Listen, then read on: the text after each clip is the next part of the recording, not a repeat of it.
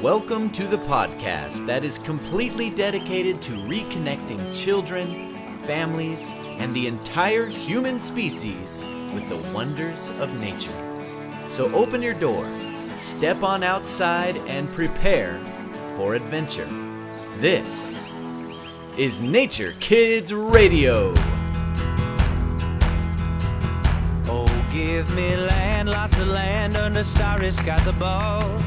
Don't fence me in. Let me ride through the wide open country that I love. Don't fence me in. Let me be by myself in the evening breeze. Listen to the murmur of the cottonwood trees. Send me out forever, but I ask you please, don't fence me in. Just turn me loose, let me straddle my old saddle underneath the western. Hey everyone, and welcome back to Nature Kids Radio. I'm your host, Kenny Ballantyne. Now, by way of announcements, the Nature Kids Institute has just launched a YouTube channel. So if you like the content we create, then head on over there and please subscribe. The channel is simply called Nature Kids Institute, and it can also be found via a link over at naturekidsinstitute.com. Since our last episode, our biggest news has centered around our new film, which is called Estamos, Aquí, a celebration of nature y cultura. The film is a short documentary made in partnership with Latino Outdoors. Back in September, we were actually honored with a special screening hosted by the White House in Washington, D.C., and that was an experience to remember. The screening was held in the beautiful Eisenhower building and was attended by representatives from the Obama administration, from the Departments of Interior and Energy, and countless Senate and congressional offices. The film was really well received and has now moved on to its film festival phase and will be made available to the public in the near future. In today's episode, I would like to share my interview with Jose Gonzalez, the founder of Latino Outdoors, and my partner in creating this film that both of us are immensely proud of. To start off, I asked Jose just why he thought an organization like Latino Outdoors needed to exist.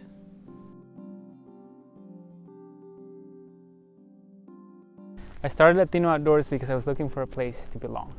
And what that means is the idea of what my own cultural exploration and figuring out was. Like, what does it mean to have a Latino identity? That in itself is very complex.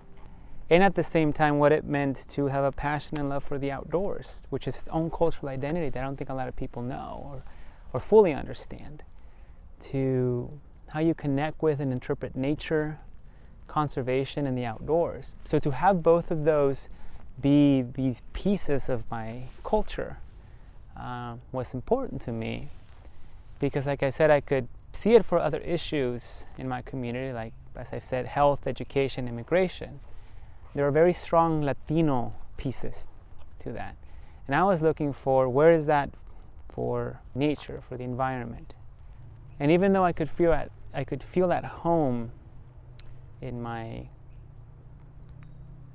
Latino culture, and I could feel at home in the outdoors, how those came together didn't quite fit yet. At the beginning, I didn't have a clear idea of what this was going to be, how it would look like, because I didn't start this with thinking, oh, I want to build an organization that does this, this, this, and this. Like, as I said, I was simply looking for a place to belong. What is this idea of community and home? So it started with me literally going onto a search engine, looking for the domain names, and starting a blog. And the idea of the blog was later into a website to tell my story and saying, if I put my story out there, how will this resonate and connect with the stories of others like me? And that's how it started. And that name and identity has been carried now by myself and other amazing volunteers from Central Park in New York to Saguaro National Park down in Tucson, over to Lassen National Park in California, all the way up to the Arctic National Wildlife Refuge. For the past several years, Latino Outdoors has been organizing events all over the country to engage Latino communities in outdoor recreation and conservation. As a filmmaker, it has been really exciting to have a front row seat as the organization grew from just Jose and his vision to now a real nationwide movement. That's really exciting because you said, Latino Outdoors was this little dot that was me moving on a map. Now it's a lot of these dots taking dozens of families outdoors, connecting with different organizations where we've had over 100 outings that have taken everyone from 5-year-olds all the way to 70, 80-year-olds. And that idea of taking the family outdoors as an intergenerational experience has been amazing. What I wanted to do was be out on the trail, being of service to my community, going out there and sharing the excitement that I have about these spaces with a family. And now that's being done by amazing volunteers from Seattle to San Antonio to DC. To go from the trail, taking families out to connect with their nearby park or their state park or their national park or any open space. Leading families out to going up to the halls of Congress, to the to the White House itself, to the halls of the Department of Interior, in carrying that voice, in carrying those stories, and carrying that to our decision makers, our elected officials. To be an advocate on the trail, but also in the halls of Congress is definitely a new experience, but it's just as important. Now you can go onto a search engine, type in Latinos or Latino and Outdoors, and that identity is there. When Jose isn't in the halls of Congress or meeting with the president, you're likely to find him out on the trails. And so, as with all my guests, I asked Jose to tell me what nature means to him on a personal level. It is a place of belonging. And what that means is I can go hit the trail. I can both disconnect from everything else that's going on, but also connect with the simplicity of what's around me. I can literally turn off, electronics and whatnot. But I can also turn off those voices of the city. It's spiritual, it's therapeutic, it's restorative. So I can look at a tree, I can go and see what's around a trail, the wildlife. And I'm not limited to just thinking, here's an ecological system, right? But rather I also think about, we're actually on a historic trail that maybe we didn't know. That means that Latino families through the history of California also walk this trail.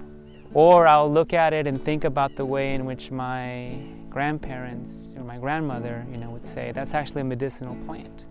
That's a whole different way of thinking.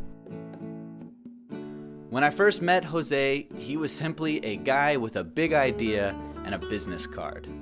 But I loved his passion, and I knew that I wanted to help him tell his story.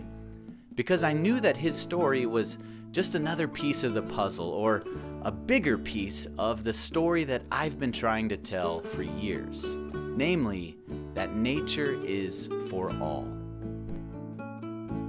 Whether you are a first-generation immigrant or your family has been here for more than 6 generations, we have been here, we are here.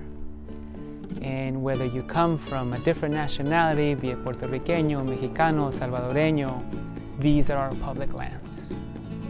And if you've ever wondered or asked yourself, maybe that's not for me, I don't see myself there, or I don't trust maybe being in those spaces, I don't feel that who's there will support me or welcome me. The message is, we belong in these spaces just as much as anybody else.